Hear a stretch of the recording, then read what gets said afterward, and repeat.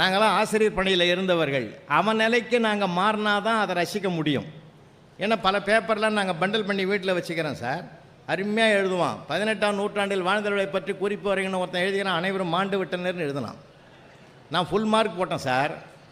இல்லைன்னா அந்த ஆளை ஒரு காட்டணுமா, நான் எங்கே போகிறது? இந்த நூற்றாண்டே ஆளே நமக்கு தெரியல, இவனே வேடிக்கை மனிதனாக இருக்கிறான். 18ஆம் நூற்றாண்டுக்கு நான் எங்கே போகிறது? அவன் ஃபேண்டாஸ்டிக்காக ஆன்சர் எழுதுவான் தெரியுமா உங்களுக்கு? சிமெண்ட்டை தயாரிக்க வேண்டிய மூலப்பொருளில் எழுதுன ஒருத்தர் எழுதிக்கிறான் சார். எந்தெந்த மூலப்பொருள்களை கொண்டு தயாரிக்கப்படும் அந்தந்த மூலப்பொருளால் தயாரிக்கப்படும். எனக்கு ஒன்றும் புரியல. இப்படிலாம் ரொம்ப சுத்திரமெல்லாம் நிறைய பேர் இருக்கிறான் சார். அது உள்ள பயங்கரமான ஆளுங்க. இன்னும் நம்ம வேடிக்கையான பிள்ளைங்க சார். எங்கள் கணக்கு டீச்சர் சாந்தகுமாரி அம்மா ரொம்ப வருத்தப்பட்டுன்னு ஒரு தடவை பேப்பரை தூக்கின்னு வந்தாங்க.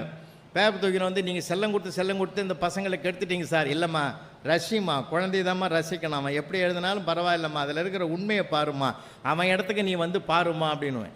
எங்கள் அம்மா என்ன கொண்டாந்தாங்க, பேப்பரை கொண்டு வந்து 10 பேர் சேர்ந்து ஒரு தார் ரோடை 20 நாளில் போடுறாங்க, அதே ரோடை 15 பேர் எத்தனை நாளில் போடுவாங்கன்னு காலமும் நேரமும் கணக்கு பற்றி கேட்டிருக்கிறாங்க. நம்மால் எழுதிக்கிறான், மேற்படி ஆள் சூப்பராக எழுதிக்கிறான். இது அனாவசியமான கேள்வி. ஏற்கனவே 10 பேர் போட்ட ரோடை மறுபடியும் எதுக்கு 20 பேர் போடணும்? அரசாங்கத்துக்கு வீண் செலவு அப்படின்னு எழுதிக்கிறான் சார். நான் சொன்ன ஃபுல் மார்க் போடுமா? இந்த சமுதாயத்தை எவ்வளோ கணக்கு பண்ணி வச்சுக்கிறான் அவன் கணக்கு தான்மா சரின்னு. அந்த அம்மா என்கிட்ட சண்டைக்கு வந்துடுது, இந்த மாதிரிலாம் உனக்கு எழுதுனான்னா நீங்கள் வந்து கோவப்பட மாட்டியான்னு. இதை விட பயங்கரமாக எழுதுகிறோம்.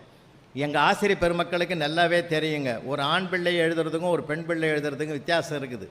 எந்த பெண் குழந்தையும் மனசாட்சிக்கு மாறா, தர்மத்துக்கு மாறா, அதர்மமாக எழுதவே எழுதாது சார். இன்றைக்கும் சொல்கிறேன், இன்னைய வரைக்கும் சொல்கிறேன், இந்த நாட்டில் இன்னும் கொஞ்சம் தர்மம் இருக்குதுன்னா அது பெண்களால் தான் இருக்கிறது என்பதிலே நான் முழு நம்பிக்கை உடையவன். அது சகோதரியாக இருக்கலாம், தாரமாக இருக்கலாம், தாயாக இருக்கலாம், அது யாராவது இருக்கலாம், பெண் வடிவத்தில் தான் இருக்குது.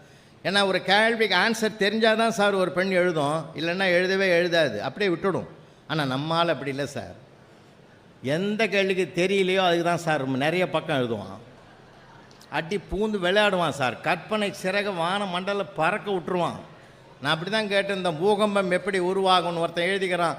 வானம் வெடித்து சிதறும், பூமி பிளக்கும், கடல் கொந்தளிக்கும், பெருக்கெடுத்து ஓடும் வெள்ளத்தில் எங்கள் தமிழையா முதலில் போய் விடுவார்னு எழுதிக்கிறான் சார்.